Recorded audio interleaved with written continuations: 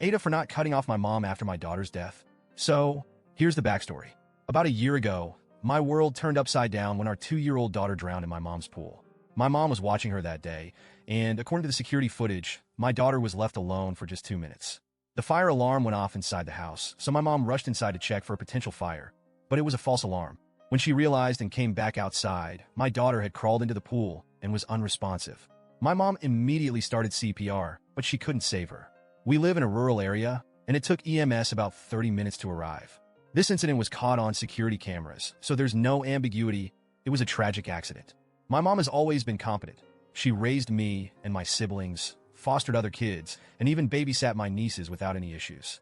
But now she's racked with guilt and has attempted suicide 3 times since our daughter's death. My wife and I have been shattered by this. We've just started grief therapy, and during one session, my wife mentioned that cutting off my mom would make her feel better.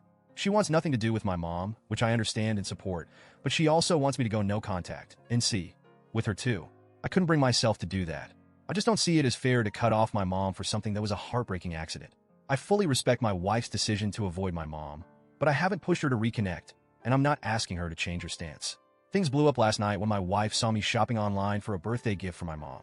She got really upset, and it turned into another argument about cutting her off. I explained, again, why I couldn't do it, despite understanding her pain.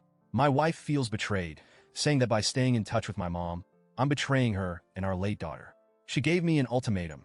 Either I cut my mom off, or she would file for divorce. She said, it's me or her. I tried to reason with her, but she left that night, packing a bag and going to a hotel. I don't want to lose my wife, but I also can't abandon my mom, who's drowning in guilt and remorse. Legally and in my heart, I don't believe my mom did anything wrong. She's also suffering from the trauma of this accident. I fear that losing me would push her over the edge, and I can't handle the thought of her attempting suicide again. I'm stuck between my wife, who's grieving and angry, and my mom, who's devastated and on the brink. I've been accused of choosing my mom over my wife and daughter, and I'm at a loss. AITA for refusing to cut my mom out of my life? Update. After my wife left for the hotel, I spent the whole night replaying everything in my head. I tried to put myself in her shoes, imagining the agony of losing a child and feeling like the person responsible is still in my life. I get why she's furious. This isn't just about a fight. It's about the raw, unfiltered pain of losing our little girl. But at the same time, I also see my mom's side. She's not some careless person who shrugged off her duties. She's a loving grandmother who made a split-second decision to check on what she thought was an immediate danger, a fire alarm. She didn't leave my daughter alone to scroll on her phone or take a call. It was instinct. And now, that instinct haunts her every day. My wife has isolated herself since our daughter died. She's pulled away from everyone, including me, and I don't blame her. I've been trying to give her space, while also trying to keep my family from falling apart. But now, it's clear she's drawing a line in the sand, and I'm scared she won't step back over it. In therapy, my wife said that when she looks at my mom, all she sees is the woman who let our daughter drown. She doesn't see the loving grandma who baked cookies, played dress-up, or was always there for us. And honestly, I get that. The accident overshadowed everything. But what do? My mom's been there for me my entire life. She's always been my rock, and now she's completely shattered. She's living in her own personal hell, and I'm one of the few people keeping her going. She stopped eating, lost a ton of weight, and even the slightest mention of our daughter sends her into a breakdown. I know my wife is suffering, but my mom is too, in her own devastating way. Cutting her off feels like I'd be condemning her for something she already can't forgive herself for. She's paying for that mistake every single day. It's like I'm being asked to hold a trial where there's no winning, only more loss. The ultimatum my wife gave me is burning in my brain. It's me or her. The thought of losing my wife terrifies me.